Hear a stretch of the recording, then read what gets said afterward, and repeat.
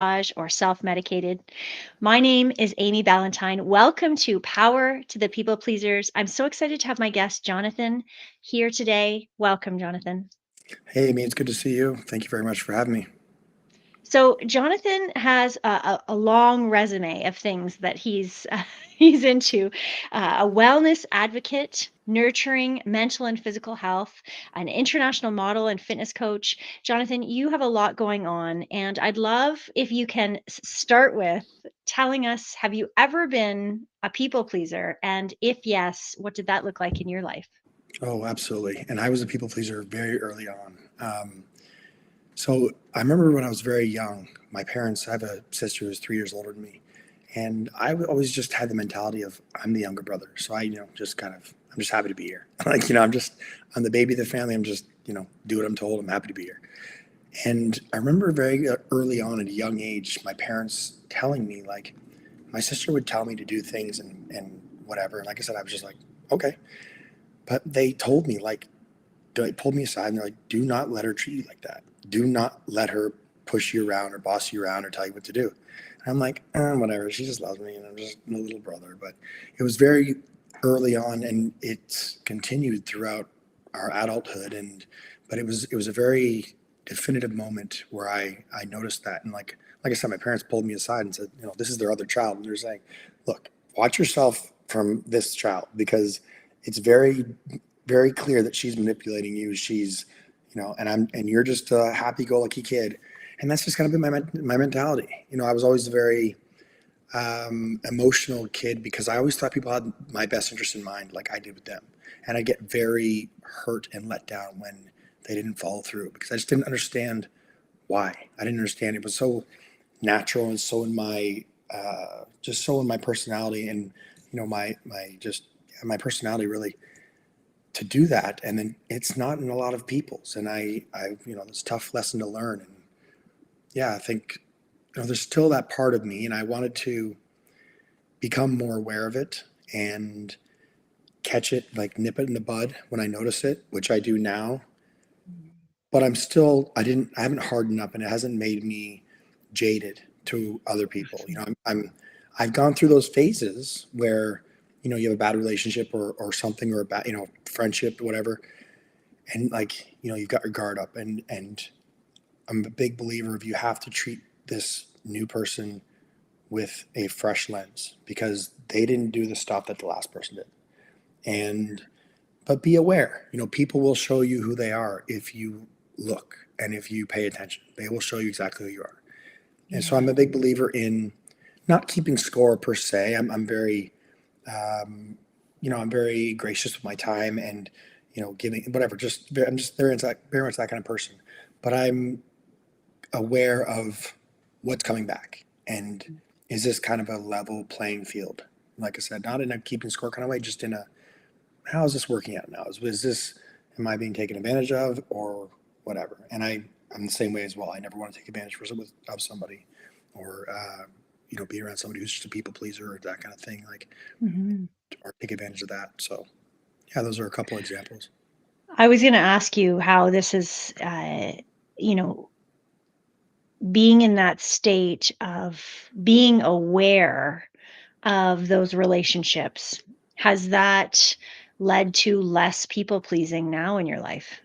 Oh, for sure, for sure. Mhm. I'm unapologetically who I am, myself, and I think that's an important thing to be, but not in a narcissistic, Yeah. cocky, whatever. Like I think everybody's level. I don't care about your muscles. I don't care about your bank account. I don't care about your job title. I don't care. Everybody is a somebody. Everybody is, we're all on the same playing field.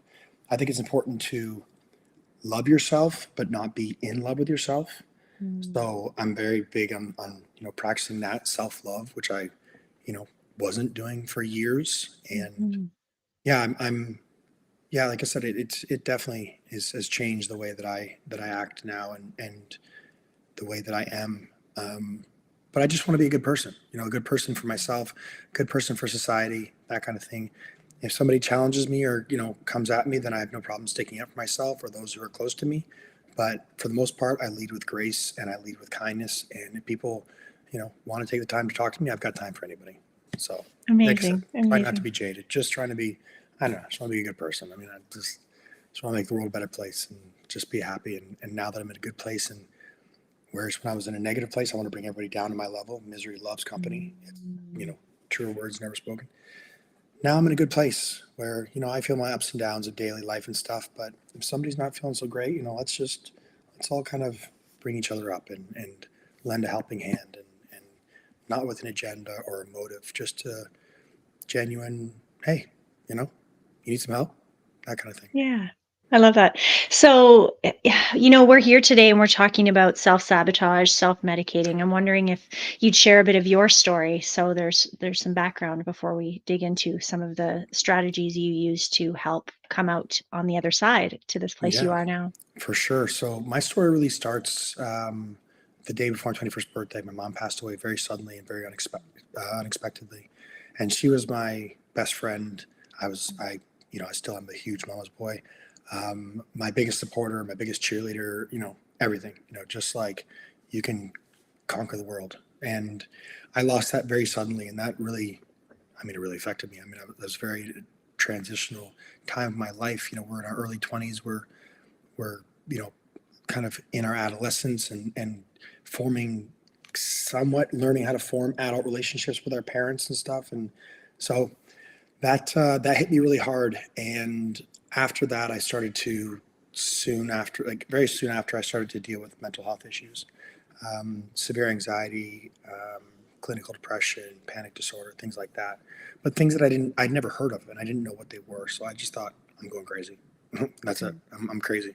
Nobody's ever felt this before, and nobody's ever felt it. And I finally realized and was diagnosed, and I was medicated with a daily medication, but I really found that my old friend alcohol from college, and that was a nice little self medicator. And when I leaned into that, it kind of made all my problems go away for 15, 20, 30 beers at a time. But as soon as I sobered up, everything came rushing back. And then I had these new problems because of the things that I had done when I was drinking, and my, my health starting to wane, and my, the strain on my, relationships with my girlfriends, my family, my friends, all those kinds of things. It was a vicious cycle, but it got its hooks into me, and I became an alcoholic. And I was, just a full on a non functioning alcoholic. And I got very lucky because I had a very bad case of acute pancreatitis, and that put me in the hospital for just under a month.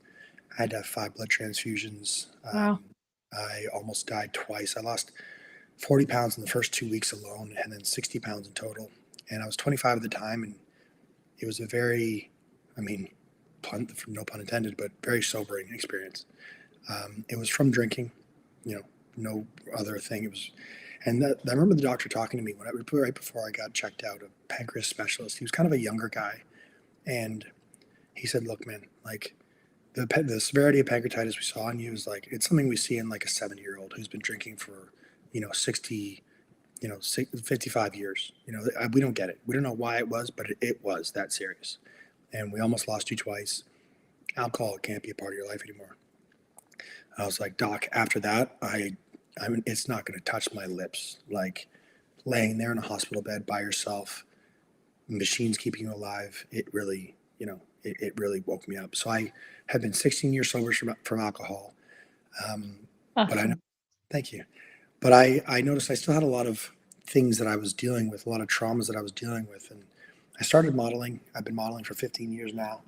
And I had a couple instances in modeling that were really affected me and like traumatizing. And without going into too much detail and taking too much of the time, I found that I just had all these demons and things that I wasn't dealing with. And because it's crazy, I was great at taking care of my physical body. I was so good, although I did have an eating disorder I dealt with for about 8 years from body dysmorphia. But I was what I call a functioning bulimic because I would wake up, I would eat my healthy breakfast, lunch, dinner, take my, take all my 13, 15, 20 vitamins.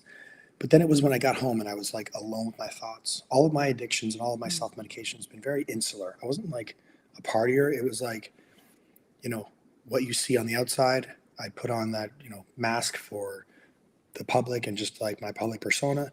And then I'd come back and then it would just be like, I'd fall apart. So I did that as well with drugs, and I had a number of addictions to a number of substances, marijuana, nitrous oxide, and Adderall were big, and just, I'd go on, 3 or 4 day binges where I wouldn't sleep, like for these. And again, like same thing with alcohol, where I was doing that reset, where I would come out of it. I need 2 days to get all the drugs out of my system to feel normal. And then I have to make up all the stuff that I've now, all the bridges I've burned and all the trouble that I've caused by being, disappearing for 4 days. And I'd be like, oh, I dropped my phone in the bathtub. I always had a lie. I was really great. I mean, as most addicts are, we were really great at covering our tracks. And not until recently, when I've talked about it, people I've known from that time are like, dude, we had no idea. We had absolutely no idea that you were going through that. Like, you were so good at and like I said, I was extremely great at taking care of the outside of my body, my physical body, mentally, emotionally, spiritually. I was, I was a shell inside. The final addiction that I had was these back pills. They were over-the-counter muscle relaxers, and the kind of, I would say, like, the universe was kind of showing me that each one of these substances, I had like dozens of rock bottoms, and that's kind of an addictive thing where most of us addicts have, we've incurred or dealt with dozens of rock bottoms along the way. And people ask, like, what was your rock bottom that got you to stop? And I'm like, dude, it wasn't even like a fraction of what I'd been through along the way. I'd hit way bottom, but it finally, enough is enough. It's a straw breaks camel's back. But these back pills, they were 500 milligrams of methocarbamol and 200 milligrams of ibuprofen. And it says don't take more than 8 per day. And I'm like, when I do something, I do it like to the nth degree. Like, I played lacrosse, I became a professional lacrosse player. I drank, I put myself in the hospital from being an alcoholic. I work out, I'm going to be like shredded and whatever. So, I'm like, hey, that doesn't apply to me. So within like probably the span of a month, I got up to taking, no word of a lie, and I'm not proud of this. It's a fact of the matter. I was taking 100 pills every single day. I was taking Wow. 50,000 milligrams of methocarbamol and 20,000 milligrams of ibuprofen every single day. I would go through a bottle of 100. I'd get home, I'd just dump a handful of like 40, swallow them down. I'm really good at swallowing vitamins as a result, but um, every day I would finish 100. But then I started to see the effects of that, and finally, again, like I said, the universe was just telling me I needed to quit that. So I did, and that's when I said, okay, I've been doing this cycle for 15 years. I'm 35 now. Better part of it, yeah, 15 years. It isn't working. I'm not the person that I should be for myself, for my family, for society. Something needs to change. And either I graduated to the next level of drugs, but I knew the moment that I put cocaine, an oxy, whatever, hydro, whatever, anything in my body, I knew that my life was over as I know it, because of my addictive personality, because of all that. And I said, okay, I'm going to go to a therapy. I'm going to go talk to somebody, because I'm running away from these things. And I think I'm doing such a good job at, nicely, like, and I always say I so neatly compartmentalize these little boxes of trauma, and I would stack one here and I get a little one over there. And I'm like, I can shoehorn this one in there. And I was like, this isn't working, man. It obviously isn't working. So I went to therapy, and I just let them, they start pouring on. And it was hard. It was extremely hard. Things got very dark um, before they got a lot better, but things started to get better almost immediately, a little bit, little Mhm. bit at a time. And, but I went there, I grew up on a farm, a 500-acre cattle farm. And, we would, work is not an option. Like, if there's work to be done, it's not an option of if you feel like doing it or whatever. It's to be done. That's how it works. These animals' Mhm. lives rely on you. These things have to be done. So, it'd be summer break and, all my friends are at their cottages and stuff. And, we'd have to go out and do 14 hours of hay. And it was like, okay, this is what we did. Like, that's what we have to do. So with that same mentality and my athlete mentality and my all or nothing mentality, which is my best asset and my worst asset, it's kind of a, give and take. I said, I'm going to do this. I rolled up my sleeves and I said, this isn't going to beat me. I'm going to beat it. And I, I questioned that so many times in the months and weeks and years after but I battled through and I was like, okay, it's not going to be easy. It's not going to be sunshine and rainbows. It's not going to be flip a switch. It's not going to be, but now I didn't have anything to self-medicate. I was unpacking Mm. or like I wasn't unpacking. I mean, these boxes were crumbling in on me and I didn't have a substance in front of me. So that's why it was definitely hard, but I needed it. And I knew that that's the only option for me. And I'm not a preachy non-drinker or, sober person. I don't think everybody should be. I mean, please do as you want with your life and your body. Have fun, whatever that means. I just know for me, it's not something that I can do because the moment that I can't dabble in anything, people are like, oh, why don't you just smoke a little bit? And I'm like, if my mind feels that, oh, this feels good, it's going to be all that I think about. It will take over. I will pick up right where I left off. And that's just my mentality.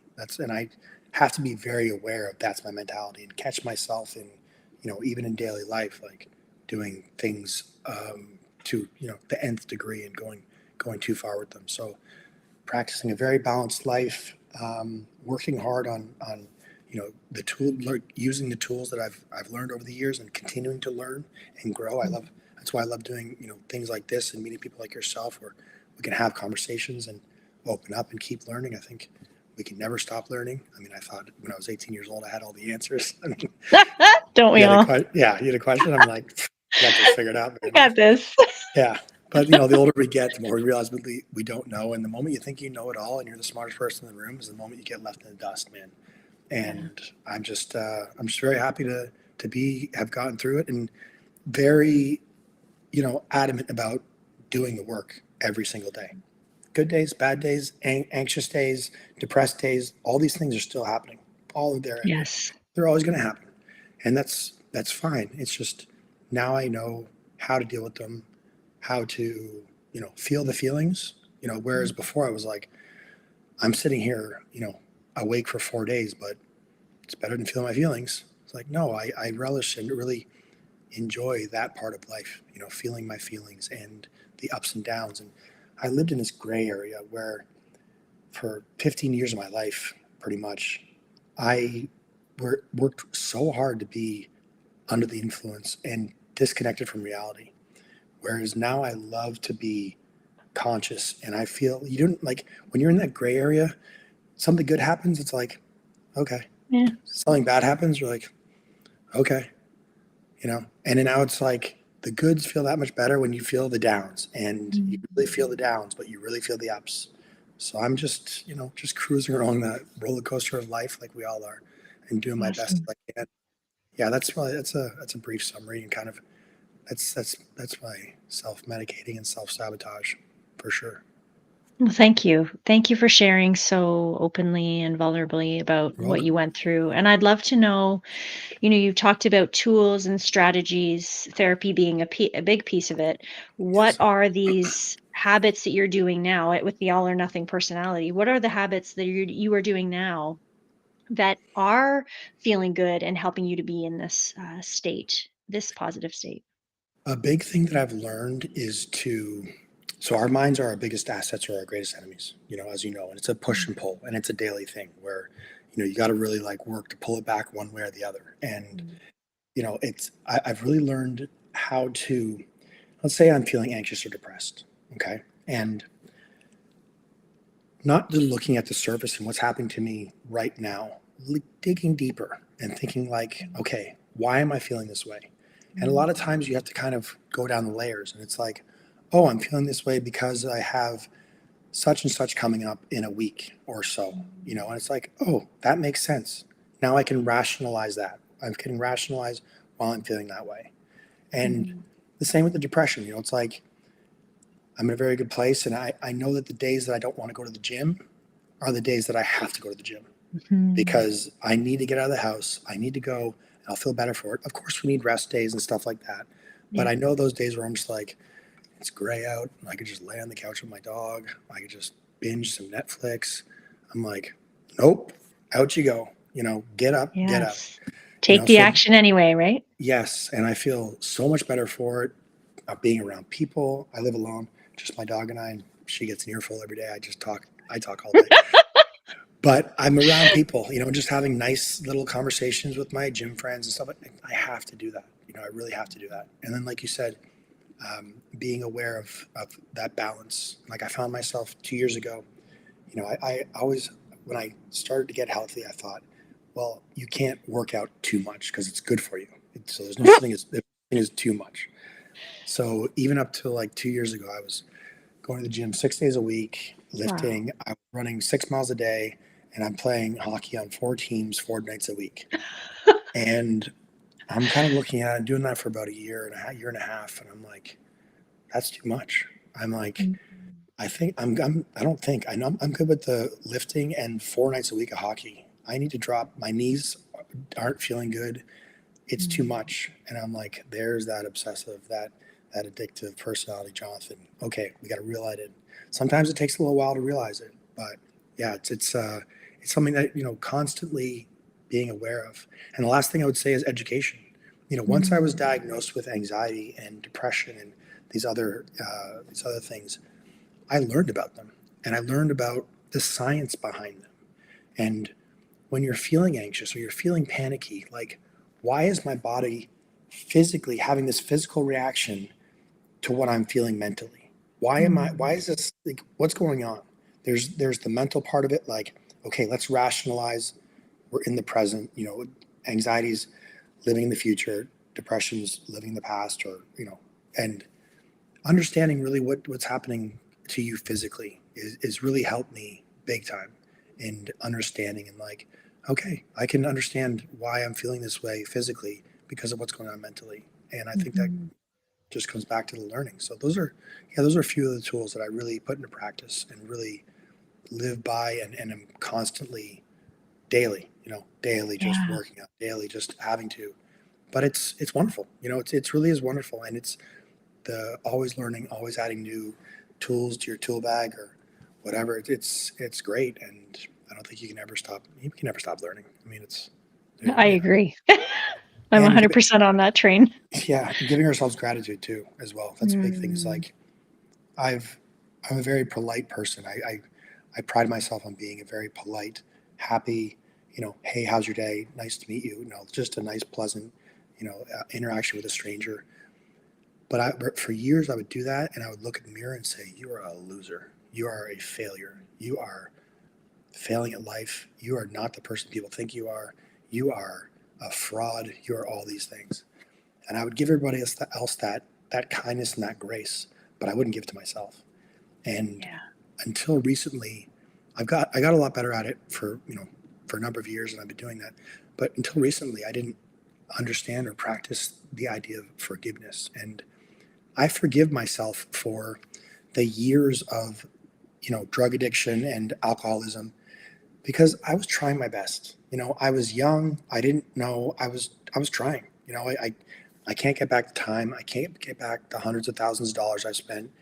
I'd love if I could. I mean, that'd be, You would if love to. yeah, if you know how, but I wouldn't change it, and I forgive myself for that because I was trying, and I forgive myself for the things that have happened in my life that I didn't ask for, like my mom passing away, and then some other things too, because they happen and they're an unfortunate part of life, but they're part of what's molded me and made me into who I am. And I'm very happy with the person that I am. And if I could go back and talk to my 21-year-old self after my mom just passed away, I wouldn't say don't drink. I wouldn't say don't do drugs. I wouldn't say any of those things. I would just say, listen, buddy, it's going to be hard and it's going to take a long time. And you know what? It's going to hurt. But just know that you are strong and you are going to get through this and you are going to Mm. come out the other end. Because for years, I didn't think I was going to make it, man. I didn't think. I just resigned to the fact that I should just give up, whatever. But I would just tell myself, keep fighting, keep going, don't give up. It's going to take a long time. It's going to be a lot of lessons, but Mm. you're going to come out the other side, and and be in a better place.